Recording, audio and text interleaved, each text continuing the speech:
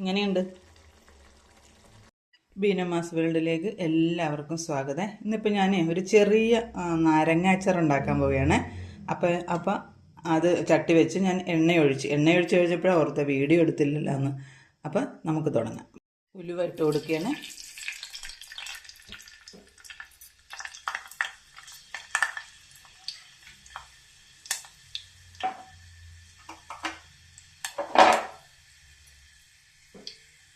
ചെറുനാരങ്ങ ഞാൻ ഒരു 8 എടുത്തിട്ടുണ്ട്.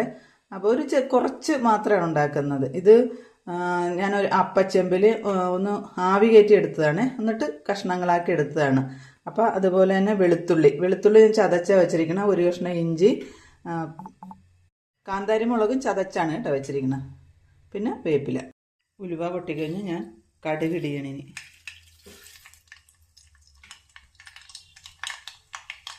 തീ വളരെ കുറച്ചാണ് വെച്ചിരിക്കുന്നത്. അതുപോലെ ഇതേ കാന്താരി മുളക് ചതച്ചത്,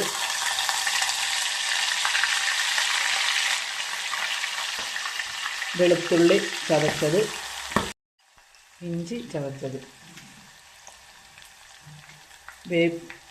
വേപ്പില തീരെ തളിരേ ഉണ്ടായിരുന്നുള്ളൂ. ഇതൊന്ന് ചെറുതായിട്ട് മൂത്ത് കഴിഞ്ഞിട്ട് ബാക്കി ചേർക്കാം. ഇതുണ്ടല്ലോ, അത് 4 ഈന്തപ്പഴം കൂടി ഞാൻ ചേർക്കുന്നുണ്ട്.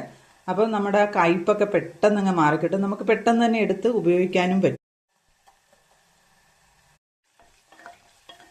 നല്ല ടേസ്റ്റുമാണ് കേട്ടോ ഇങ്ങനെ ഈന്തപ്പഴവും കൂടി ചേർത്ത് നാരങ്ങാച്ചാർ ഉണ്ടാക്കിയ.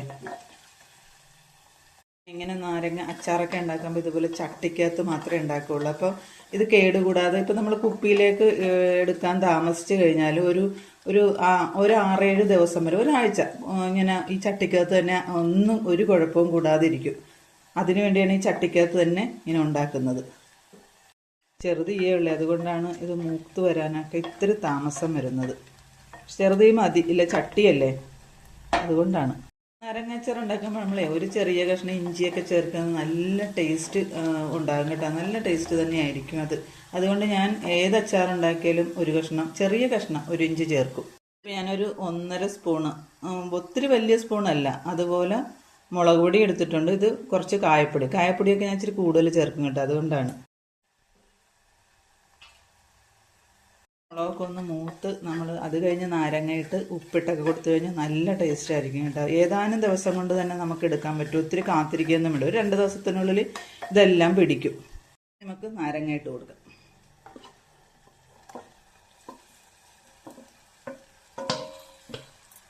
എന്നിട്ട് ഇനി ഉപ്പും കൂടി ചേർത്തേക്കാം ആവശ്യത്തിന്.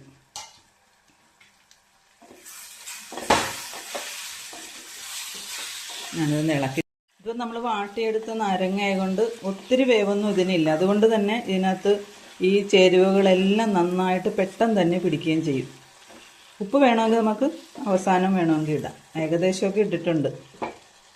ഇനി നമുക്ക് കുറച്ച് വിനാഗിരി ഒഴിച്ചു കൊടുക്കാം. അതൊക്കെ ഓരോരുത്തരുടെ ഇഷ്ടം പോലെ. ഞാനിപ്പോൾ ഇച്ചിരി ചാറ് ഉള്ളതുപോലെയാണ് കേട്ടോ ഞാൻ എടുക്കുന്നത്. ഇവിടെ എല്ലാവർക്കും അതാണ് ഇഷ്ടം. അതുകൊണ്ട് ഇച്ചിരി കൂടി പറ്റണം. നമ്മൾ നല്ലപോലെ തിളച്ച് പറ്റിക്കഴിയുമ്പോൾ നല്ല ടേസ്റ്റുള്ള നാരങ്ങാച്ചാറാവേ. ഇല്ല, ഇപ്പം തന്നെ കാണാൻ ആ ഭംഗി പോലെ തന്നെയാണ് കേട്ടോ ഇതിൻ്റെ ടേസ്റ്റും. ഇത് കണ്ടില്ലേ. ഇനിയിപ്പോൾ നമുക്ക് ഈ തീ നിർത്താം.